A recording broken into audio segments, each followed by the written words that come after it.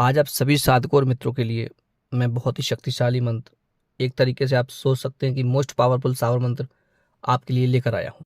ये जो मंत्र है ये एक तरह का जंजीरा मंत्र है और गुरु गोरखनाथ जी की कृपा प्राप्ति का ये सर्वभंग जंजीरा मंत्र है। इसके द्वारा आप बहुत सारे कार्य कर सकते हैं। बहुत सारे ऐसे काम हैं जो कि हमारे बनते नहीं है, उनको आप बना सकते हैं और कुछ ज़्यादा बड़ी चीज़ की सिद्धि भी नहीं है।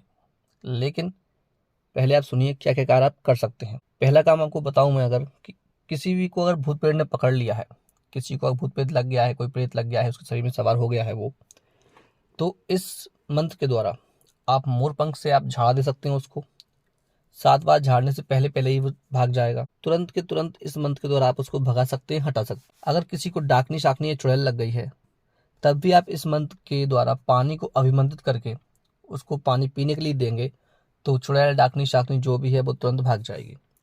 और उसके बाद अगर आप झाड़ा भी देंगे तो और उसको आराम पड़ जाएगा। अगर मान लीजिए कोई ग्रामीण देवी देवता है या कोई आपके घर के देवता है या कोई नकारात्मक शक्ति है जो आपके घर में प्रवेश कर गई है, आपके किसी परिवार में सदस्य हैं उनको परेशान करती है, आपके घर में अशांति फैलाती है, परेशान करती है, तब भी आप इसी मंत्र के द्वारा चाहे तो आप पानी को अभिमंत्रित कर लें, चाहे जो हवन की भस्म होती है उसको अभिमंत्रित कर लें। आप दोनों चीज़ों से आप अपने घर के अंदर अगर छिड़काव कर देंगे इस मंत्र को 21 बार अभिमंत्रित करके, तो घर में कैसी भी नकारात्मक शक्ति हो उसको वहां से भागना ही पड़ेगा।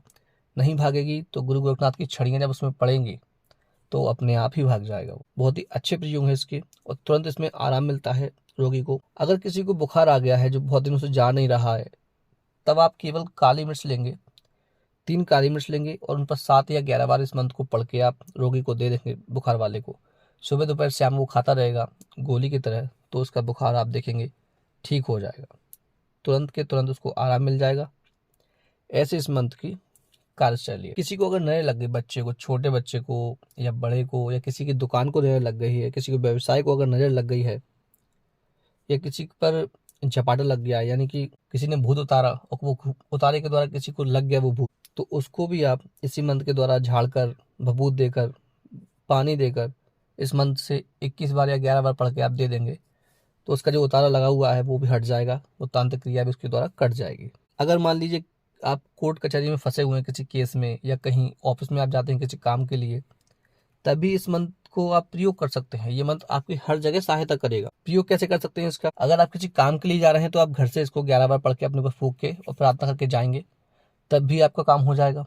अगर आप किसी ऑफिस में पहुंच गए हैं या कचहरी में पहुंच गए हैं, अदालत में, तो उसको बाहर खड़े होकर ही अगर आप 11 बार पढ़ के प्रार्थना करके अपने ऊपर फूंक के जाएंगे तो सामने वाला आपका काम करने के लिए मजबूर हो जाएगा। उसे आपका कैसा भी काम हो वो करना ही करना होगा, केवल नाजायज काम को छोड़कर। इस जो जंजीरा जो मंत्र है ये, इसको सिद्ध करना भी बहुत ही आसान है। ज़्यादा कोई कठिन काम नहीं है, इसमें कोई ज़्यादा डरावनी अनुभूतियाँ नहीं होती, ज़्यादा दिनों की साधना नहीं है। लेकिन जो इसकी विधि है थोड़ी अलग है। इसके लिए आपको धूना जलाना पड़ेगा। जो साधु संत जलाते हैं धूना, वो धूना आपको तैयार करना पड़ेगा। तैयार कैसे करना है आपको कि आप लेंगे, या तो आप कच्चा कोई मकान हो उसके अंदर ये साधना कर सकते हैं। अगर आपका घर है उसमें नीचे ज़मीन कच्ची है, आंगन है उसका, तो वहाँ कर सकते हैं। नहीं तो किसी जंगल में जाके आपको धूना जलाना पड़ेगा। अगर कोई सिद्ध धूना है आपके आसपास तो वहाँ भी आप ये साधना कर सकते हैं। अपना धूना बनाएंगे, वहाँ पे आप जो चिमटा होता है एक लोहे का, उस चिमटे को धुने में गाड़ेंगे। और जब धुना चैतन्य करते हैं तो उसमें जो उपले जलाए जाते हैं, यानी कि जो गाय का सूखा गोबर होता है उसकी जो राख बनती है उसको उसमें सुलगा दिया जाता है। और जब से आप प्रारंभ करेंगे साधना, उसमें जो धुना है उसमें जो उपले हैं उनको सुलगते ही रहना चाहिए, उसको बंद नहीं होना चाहिए। इसलिए थोड़ा कठिन हो जाएगा, वरना वैसे कोई उसमें कठिनाई नहीं है। तो आप इसको प्रारंभ करेंगे, चाहे तो आप इसको किसी भी समय से प्रारंभ कर लें, कोई दिक्कत वाली बात नहीं है। जैसे मान लीजिए आप शाम के समय कर रहे हैं या सुबह के समय कर रहे हैं, जब भी आपका समय है करने का उस समय आप वहाँ पे पहुँचिए, धुना सुलगाइए। धुना को चैतन्य करने के बाद आपको एक रोट बना के तैयार रखना है साथ में ही। रोट जो आटे को मोटे रोटी जिसको बोलते हैं वो रोट होता है, उसको तैयार करेंगे आप। और जो चिमटा आपने गाड़ा है वहाँ पर रख के आप अपना जो आसन लेंगे, आप कुश आसन पूर्व दिशा की ओर मुख करेंगे।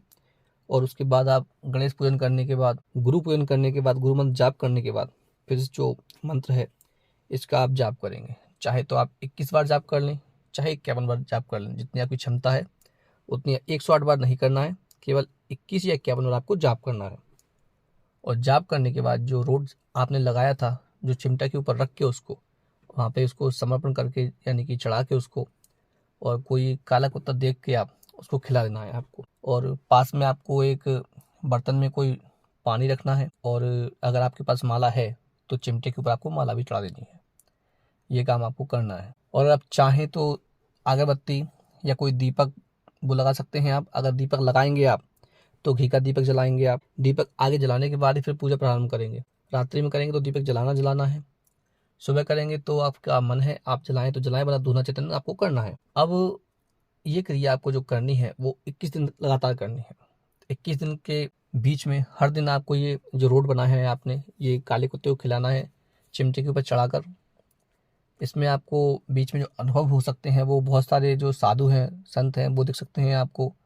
या बहुत सारी जो आप जब साधना करेंगे तो बहुत सारी आपको शायद स्वप्नों के माध्यम से आपको आवाज़ें भी आएंगी। आप सो रहे हैं, आपको कोई उठा रहा है, ऐसे बहुत सारे अनुभव होते हैं इसमें। लास्ट में जाकर जब आपका 21वां दिन आएगा तो आपको थोड़ी सी मिठाई, एक माला, ये आपको साथ में लेकर जानी है। और चूरमा के लड्डू, यानी कि जो बाटी बनती है उस बाटी को कूट के जो मलीदा बनता है, घी, शक्कर और जो रोटी आप मीट के बनाते हैं, उनके आपको 5 लड्डू लेके जाने हैं।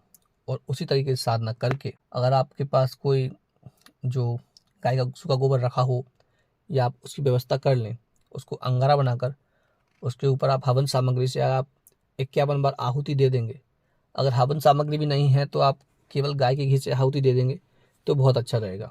और जो प्रसाद है वो चिमटे के यहाँ चढ़ाकर, जो रोट रखा है उसको भी चढ़ाकर, एक लड्डू उससे आप कुत्ते को खिला देंगे। और जो आपका जो रोट रखा है उसको भी कुत्ते को खिलाकर आप जो और प्रसाद बच जाएगा वो आप बांट सकते हैं सबको, आप स्वयं खा सकते हैं। ये 21 दिन की साधना आपकी कंप्लीट हो गई।